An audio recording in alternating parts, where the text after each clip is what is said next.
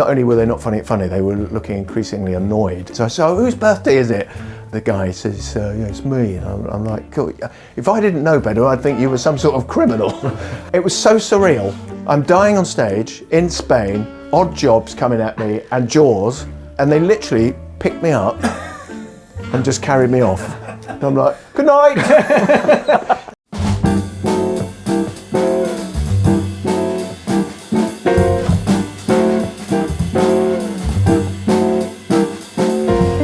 I am very excited. I say that every single time, but I am meeting Ben Norris. I think I started just before him doing comedy, and then he started, and I remember doing loads and loads and loads of gigs with Ben. He's a very, very funny man and very well dressed. He's very. That's look. You'll see it. You'll see him coming.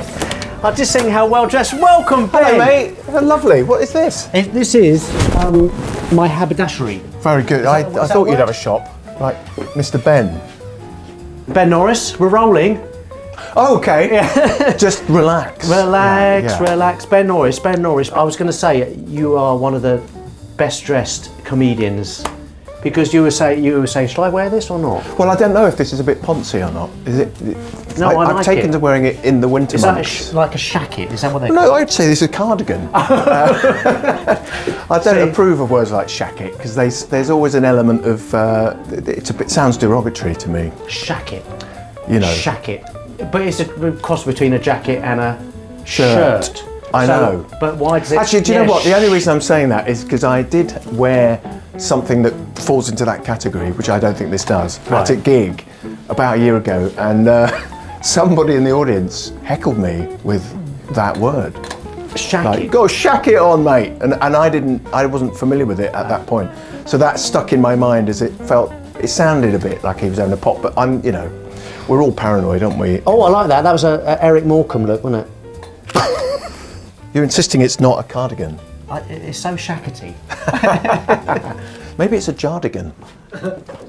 Since I was a child, a young kid, I've been really into fashion and music and stuff, like a lot of people, but when two-tone happened, I guess 79-ish, so I was about 12, I went for the full skinhead look. And were you two-tone? Well, I called myself a rude boy. Rude boy? Because it was, if you called yourself a skinhead at the time, it often, not always, but often had slightly unpleasant right-wing affiliations. I guess rude boys were combining a bit of mod, bit of skinhead, and a bit less fascism.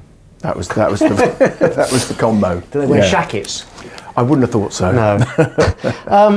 We're doing a fashion show. This is a comedy show. Comedian. Yeah, let's not forget that bit.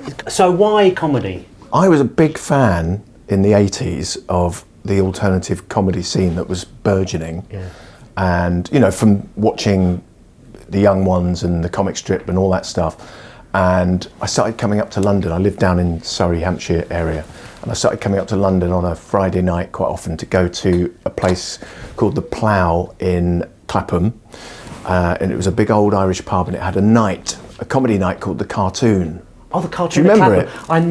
What's his name who ran Brian. that? Brian Bethel, was it? Brian Bethel. I never got to play the club. I did it a few times. That's where I went as a punter, watched alternative comedy and loved it. And I started my own gig. That's how it started. So in an art centre in Aldershot called the West End Centre. The gig is still running. I played that. I didn't realise did you start that? That was my gig, yeah. It was called the Trapdoor Comedy Club when I ran it. And we used to do it once a month on a Sunday. And I would go up to the Cartoon, wait till an act came off stage that I liked, go up to them with a bit of paper and a pen, get their phone number, and then book people. In fact, do you remember Noel James? Bless him. He's been on the show. Has he been on this? Well, I did a degree in ethics because it was a bit closer than ethics. And Noel James, check out the Noel James episode. Oh yeah, he's a very funny man. Yeah. He literally photocopied the back of his diary for me, and it had every name and phone number of every decent alternative act. Yeah. And of course, in those days, there was about 37. Yeah, it wasn't many, was it? And that was the circuit. It was incredible. And obviously now there's thousands. But I used to phone some of these people just out of the blue and say, would you like to come to Aldershot? Which is an invitation most people can't Resist. That's where the army is, isn't it? Aldershot, isn't it? It was where the army was. A lot of the army's left now, really? so Aldershot doesn't really have a purpose anymore. See, when I was in bands, that was the other thing. Before I was a comic, I was a bass player in lots of little punk bands and things. We would be the kind of go-to cheap support act when other people came to town. So we supported people like the Blue Aeroplanes and the Happy Mondays. Wow. Yeah. So the West End Centre was in a place that hasn't got a lot going for it. And sorry, Aldershot. The West End Centre was a really important kind of oasis of culture. Yeah. So I was in bands playing there a lot, approached the people that ran the place and said, why don't you do comedy nights? And they said, we don't really know much about it. And I said, oh, it's brilliant. I was telling them all how fantastic it was. And they said, maybe you should promote your own night. And that's how I became the promoter, drunken compere, and regular booker of that gig. What year was that? What-ish year? Do you remember? That would be 92, 93. Yeah. For the first year or two, all I did was that gig. Oh, really? And then some very lovely comics. Alan Francis is a good example, who I booked for the gig, would watch me doing my hapless, drunken comparing and say, you've got something, you should think about doing open spots. I didn't even know what they were. Yeah, right. And a few of these acts explained to me that you could come up to London and go to these funny little bars and sign your name in a book and try your 5 minutes. And that was the process. That was the process. You do an open spot, just to explain. Now there are open spot nights that we never had those kind of things. No. You did an open spot on a pro night where you do 5 minutes, and if you do well, then you get back to another 5 minutes and eventually get a 10 and then a 20. The way you could progress in those days, new acts now would be horrified to see how much it's changed, because, as I said, there were so few comics in comparison to now that if you did a 5-minute open spot for no fee for somebody and you were any good, it was expected that you would at least be asked back to do maybe a 10. Yeah, right. And sometimes that 10 would be paid. Yeah. Not a great deal of money, but it was like, okay, half spot, wouldn't it? It was like a half spot. Yeah. And then if that went well, you fully expected to get a 20-minute booking on a real bill. So the progress was quicker. Was much quicker. And now, from what I can understand, there's an open spot circuit where they're essentially just playing to each other and each other's friends, because they have to bring friends. Well, there's bringers now as well, which was a kind of an American thing. I think they had that in the States for a while. See, I don't know how that works, because most comics I know don't have any friends. That's the thing, isn't it? It's quite lonely, isn't it?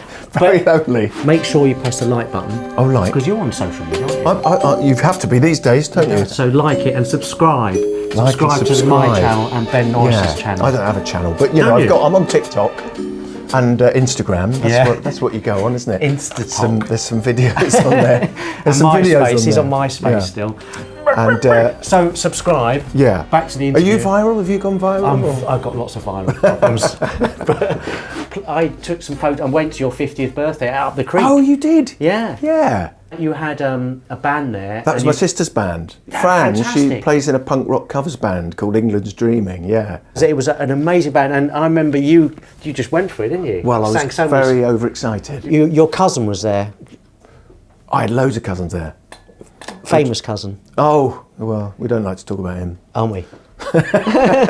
Martin, he was there, Well, I've got a picture of you, a really lovely picture of you. You have, yeah. Really nice. Best gig? My best gig? I've toured twice with Ed Byrne as his support act. Both times so enjoyable, because obviously he gets to play lovely big theatre spaces, and I don't, unless I'm with him. And I loved it. I just so loved it, because he's a friend, he would go on, do a bit of stuff to his crowd, and then introduce me, and that makes such a difference if you're supporting a big act. But on the second tour, I think the last date of that tour, I think it was 2013, was at what I still call the Hammersmith Odeon, but I think it's called the Eventime Apollo. Oh, right. So I got to play live at the Apollo, even though they will never book me.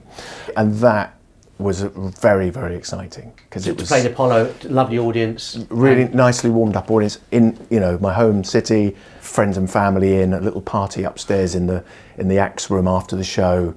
Yeah, I thought this is probably as good as it's going to get for me. Why aren't you on the Live at the Apollo then? I've no idea. I mean, I've done TV though. I've done bits and bobs, yeah. I did a ludicrous thing. I was on a live TV show. Jonathan Ross had a show called The Big Big Talent Show. This was quite a long time ago. I was a newish act. I should not have done it. I was not ready for that. A live TV show, like it went out at 8 o'clock on a Saturday night. It had a variety of artists, you know, like impressionists and someone with a puppet and people dancing, and then me doing my hilarious little skit about children's playgrounds, which as we got closer and closer to the night, they got more and more fearful about the dark element to the gags. There was a gag about, do you remember when you used to get on a swing when you were a kid and swing it really, really high and then jump off and see how far you could get? I always remember coming down to the playground one morning and the swing was just 2 chains hanging there, and about 40 feet in front of it was just a wreath. And apparently Toby had broken my record, right? That's great. It was kind of funny, right? Yeah, yeah. About 4 days before we went live on, you know, ITV, the programme makers said, we're a bit worried about this this is a dead child joke. And I'm like, yeah, but it was 4 months ago when you booked me. But they basically said, we can't have that. Right. You'll have to rewrite it. So I had to, on the hoof, come up with a newer, censored crap version of that joke, where he didn't die, where he was broke his leg. he was hanging on the chain link fence around the tennis court. That's not the same not as joke, funny. it's not the same not joke. as funny. Yeah. So they kind of forced me to go on live telly and be not funny. Anyway, the great news is nobody seems to have ever seen it or remembered it. It hasn't affected my career. I was doing a lot of TV warm-up. Used to do loads of TV warm-up.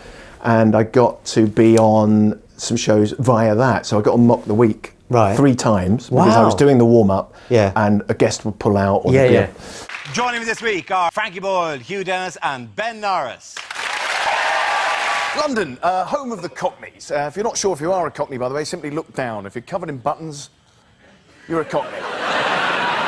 Or a Sky Remote.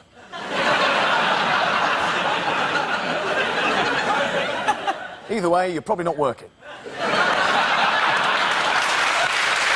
Yeah, I've had those chances. I've blown chances, mate. You wouldn't believe how But it's many. not about blowing them, it's just the fact that can't put your finger on it, can you? You shouldn't. Do you want fame? Let's be honest. Yeah. I'd love The trappings. to be a little bit more financially viable. Yeah.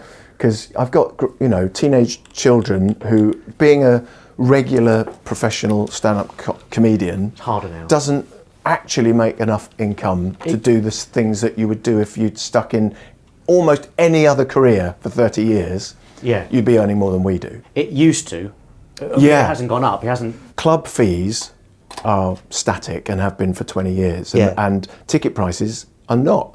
Nobody can explain why that is, but Nothing else is static. it's very It's weird. But also the market has been flooded with performers, Yeah. so there'll always be, if you don't want to do it, there's someone just there who will do it. So it's kind of supply and demand, and there's too much supply, isn't there? Yeah. And the other reason is old farts like you and me haven't stopped. Well, you have. You found something better to do, but so we're not leaving the marketplace, and that's probably for new comics coming in. They're probably thinking, why don't these old fuckers just move on? Yeah. So. But also, we're unqualified now for almost anything else. Like, who would give a job to someone who wants to start work at 9 p.m. and be finished by 10? You know.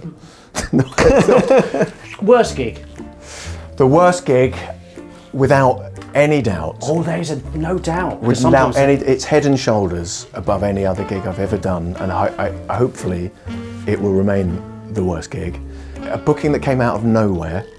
Somebody had probably seen me at the Comedy Store or something, and it was via some dodgy little agency I'd never heard of. They were booking a number of artists for a birthday party for a chap whose name I did not know, and it was in Spain, Malaga, I think. Wow. They were flying us out, putting us up in quite a nice hotel.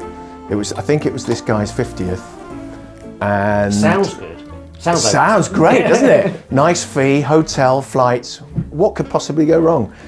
And we get there, and I immediately meet the band who are going to be on after me, and there's some I think they were called the Jeeps. To cut a long story short, this was very clearly gangsters. Proper hardcore, terrifying British gangsters who now live in Spain. The Costa del Crime. Exactly. So they had this big hotel suite, champagne all over the place, money just thrown at this thing, this big stage set up and all graphics and lighting and sort of video stuff showing this bloke's photographs from his 50-year career. And it was James Bond themed, which no one had told any of us. And there was all these beautiful models that clearly had been booked to just walk around in dresses, looking beautiful, and big stilettos, and all these geezers standing around, with their Stellas. I was intimidated as soon as I walked in. I thought, this is, you get a vibe about it. I just thought, if it was a pub, you'd have gone, let's get out of here. But I had to do my act, 20 minutes, right? James Bond themed. I go on, I started exactly as I'd been starting at all of my gigs at that point. So it was all very trustworthy material, the timing. But these geezers, men in their 50s, standing, just staring at me like I was shit on their shoes. I started my act, nothing. Next joke, nothing. And by then, any of these events, that's it, isn't it? If you haven't got them within the first minute, you ain't getting them, right? And they, not only were they not finding it funny, they were looking increasingly annoyed. And I have a reputation of being someone who will talk to the audience and improvise and do that stuff, and crowd work. And so I thought, well, that'll be the thing that will save me. I'll start talking to her. So whose birthday is it? And the guy says, it's me. And I'm like, cool. If I didn't know better, I'd think you were some sort of criminal. And that got my first laugh from everyone except him. Right. And all his mates were like, and then it just went downhill. Next thing I know, a bloke dressed as Bob a Job. The little, that's his name, isn't it? With the Odd Job. Bob a Job. Bob a Job is bloke dressed as a cub came on. But Odd Job. Odd Job. I was agreeing with you, thinking, I just have not heard that name. You can edit that. Yeah. No, we're not. Yeah. A bloke dressed as Odd Job with the little bowler hat and everything. He just came towards me on the stage like this, and I'm literally standing there, and he came towards me, and from the other side, this huge bloke who was dressed as one of the other big Bond villains, Jaws. Oh, with the teeth, with the teeth. And it was so surreal. I'm dying on stage in Spain, Odd Job's coming at me, and Jaws, and they literally picked me up and just carried me off the stage. I'm like, good night. How long did you last? I think I'd done about 8 minutes at that point of total death. Yeah. Total death. It'll never, that's one of our best, worst gigs. It can never get worse than that, surely. Wow. And I genuinely felt in danger. Yeah. Did you get paid? Eventually did get paid, I think, yeah. Yeah, it was in a suitcase, some of it had blood on it. Have you got best advice, Ben Norris? If anyone ever says to you, trust me, they are not to be trusted. That's what I've learned. Can we trust you on that? No. And you shouldn't. Better lines than me now. He's wheedling his way into this. Of course he is. Of course he is. Everyone ups their role. There we go. What would you do if you weren't doing comedy? Probably something to do with carpentry. Really? Because my father was a carpenter, my mother a virgin. Weird combo. Let them work it out. I was brought up a Catholic, but now I'm an adult. I did do a carpentry apprenticeship when I first left school. Oh, really? And half of one. I didn't really finish it, but that's something I think there's something in my DNA that is that's wood. Yeah. Yeah, I've got wood in my DNA. Hold up the mirror to your face. Look in the mirror. What do you see? Increasingly, my dad.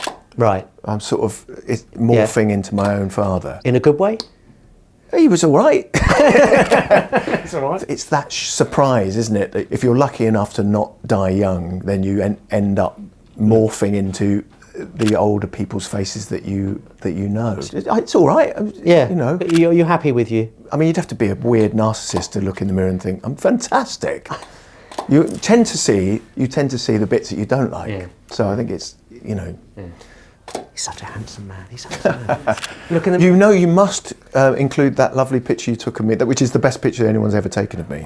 Sat on the motorbike. Yeah. You just caught a moment, and it's a really excellent picture, I think. Favourite photograph? Oh, yes. Now I have got. It's a Man Ray picture. Yeah. And it's called Noosh and Sonia. Two beautiful women. They're hugging, and one of them's leaning over the other, and her hair is sort of cascading over the other lady's face. And they were both kind of artistic muses of kind of cool people around that time, in the 30s. Noosh, I think, had a bit of a fling with Man Ray and possibly Picasso. Didn't Picasso try it on with everybody? I think he tried it on and succeeded with most people. She was quite a cool woman. The more you read about her, the more interesting she becomes. And she ended up working for the French resistance during the war. And Sonia, the other lady who was Jewish, refused to wear the yellow star when they were being forced to do that. She was taken off, unfortunately, to a concentration camp and died there at age 26. And Noosh died young also at age 40 from a stroke. Mm-hmm. So they're both at these fascinating but short, tragic lives. But the picture is just beautiful. Let's do a selfie. Got to do a selfie. Oh, great. Put my head down like that, sorry. I look a bit ruddy-faced. Okay. Thanks, mate. Cheers, buddy. Love that. That's great. Anything we should say about your future bits? Are you doing anything, gigging? Yeah, what I'm doing is the comedy circuit for the rest of my life. So do come to one of those. Ben Norris.